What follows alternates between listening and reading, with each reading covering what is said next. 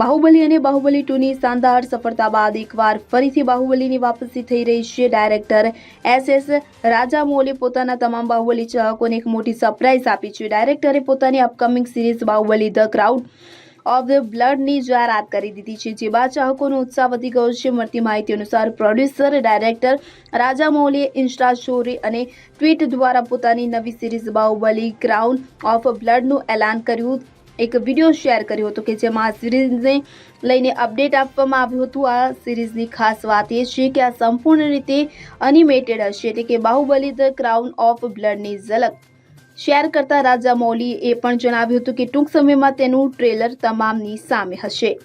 Bureau report CN24 news. હવે જુઓ દેશ દુનિયાની તમામ ખબરો તમારી આંગળીના ટેરવે। ઉઠાવો મોબાઈલ અને ગૂગલ પ્લે સ્ટોર પરથી ડાઉનલોડ કરો અમારી CN24 ન્યૂઝ મોબાઈલ એપ।